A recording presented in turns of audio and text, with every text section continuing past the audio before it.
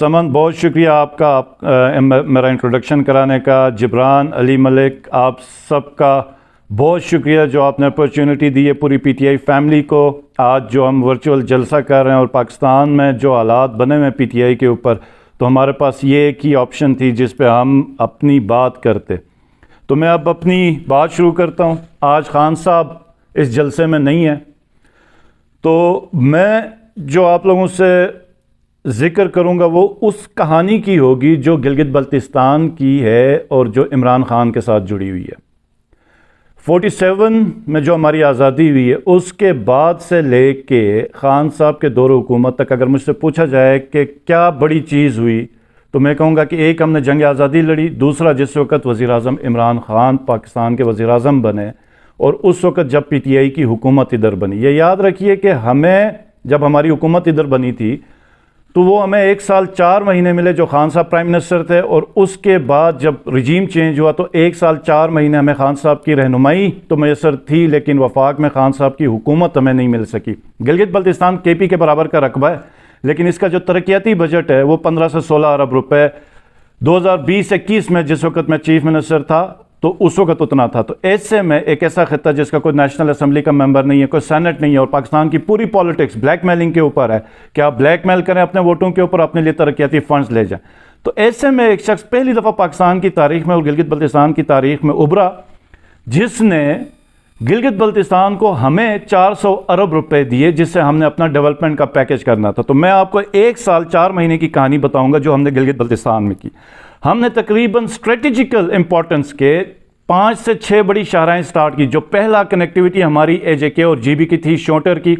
ایک جو شروع کی گلگت بلتستان ڈویژن کے لیے ایگزسٹنگ روڈ کا جو پورا الٹرنیٹ ہے، شگردھن کا روڈ، داریل تانگیر ایکسپریس وے جو سب سے ریموٹ ہے جس میں ہم نے ٹیررزم کو بھی کاؤنٹر کرنا تھا، یہ بڑا امپورٹنٹ تھا. وہاں کی ایکسپریس ہائی ویز ہم نے سٹارٹ کی. شاہراہ نگر کیونکہ ہنزا کی ایگزسٹنگ جو کے ایچ ہے وہ ہمیشہ گلاف کی وجہ سے سمرز میں بلاک ہو جاتی ہے، ٹوریزم کے لیے ہمیں بہت زیادہ تھا. شاہراہ نگر کام سٹارٹ ہوا ہے.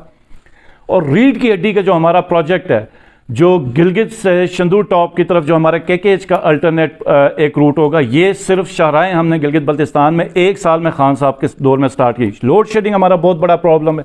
خان صاحب کے دور میں جو انہوں نے فنڈز دیے تھے اس سے ہم تقریباً 150 سے 200 میگا واٹ کے پروجیکٹس ہم نے سٹارٹ کیے، جس میں غواڑی ہے، عطاباد، شتنگ نالہ کی ڈائیورجن جسے ستپارہ کا 17 میگا واٹ کا شروع ہوگا، اور اس کے بعد 3 بڑے پروجیکٹس ہمارا ہینزل، ہمارا شگرتن اور ہمارا ہرپو جس کے فنڈز اویلیبل نہیں تھے وہ ہم نے فنڈز اس کے اوپر اندر ہم نے اویلیبل کر لیے. ٹوریزم کے اندر خان صاحب نے ہمیں 2 انٹرنیشنل ایئرپورٹس کا کر دیا. ایک ہم نے سکردو کا اسٹیبلش کر دیا. گلگت انٹرنیشنل ایئرپورٹ جو پوری نئی جگہ پہ بن رہی تھی اس کی فیزیبلٹی ہم لوگوں نے سٹارٹ کروائی، جو کہ اب مجھے امید ہے انہوں نے روک دی ہوگی.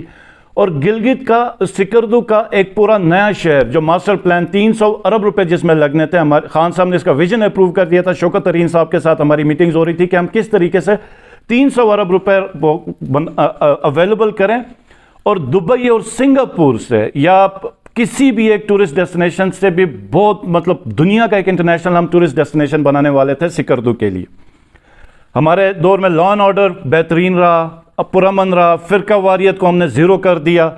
اس کے علاوہ جو اے ڈی پی میں لوکل جو کانسٹیٹوئنسیز کے ہمارے ممبرز کے ذریعے ہم نے انپریسیڈنٹڈ کام کیا جو گلگت بلتستان کی تاریخ میں کبھی نہیں ہوا تھا. یہ 1.5 سال 2 سال کی میں کہانی بتا رہا ہوں. ہیلتھ میں ہمارے پاس گلگت بلتستان کے سب ضلعوں میں صرف 2 ضلع تھے جہاں پر ہاسپٹل کی فیسلٹی تھی. ایک ڈی ایمر میں 50-50 جو سروسز تھی وہ اویلیبل تھیں. ہم نے اپنے 2 سال میں خان صاحب کی سربراہی میں گلگت بلتستان میں پورے ہاسپٹلز آپریشنلائز کیا. ہر شہری کو اس کے گھر کے دروازے کے اوپر ہم نے ہیلتھ فیسلٹیز دی.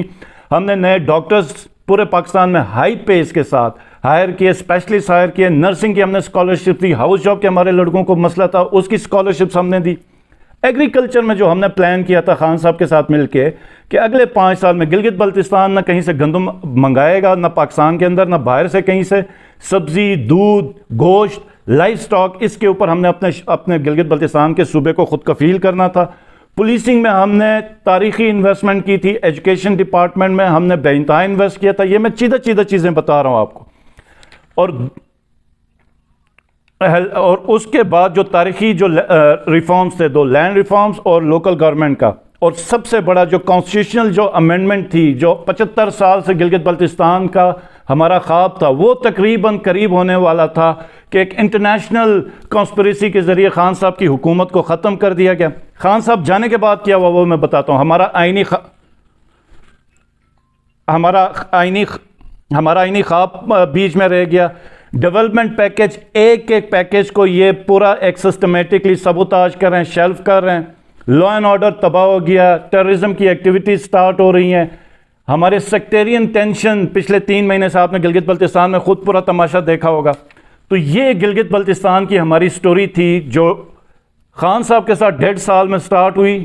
پورا گلگت بلتستان تبدیل ہو رہا تھا اور دوبارہ ہم اسی گٹر میں پہنچ گئے جو ہم پچھلے 75 سال سے تھے.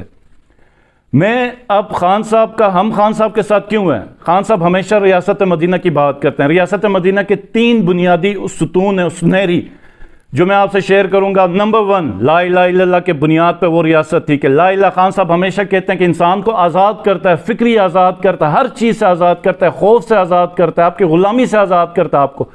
دوسری اس کی جو بنیاد ہے ریاست مدینہ کی وہ ہے عدل اور انصاف. کوئی بھی معاشرہ عدل اور انصاف کے بغیر نہیں کامیاب ہو سکتا ہے. یہ عدل اور انصاف بھی ہی کی وجہ تھی کہ آپ کو پتہ ہے کہ بر صغیر میں کانگریس کسی بھی طرح سے موقع نہیں دے رہی تھی مسلمانوں کو کہ وہ کوئی بھی اپرچونٹی اس کو نہیں دے رہی تھی. یہ ظلم تھا, زیادتی تھی جس کے اوپر مسلمان جو لا الہ الا اللہ کے ماننے والے ہیں انہوں نے ایک خطہ لیا, وہ عدل اور انصاف کے لیے لیا تھا.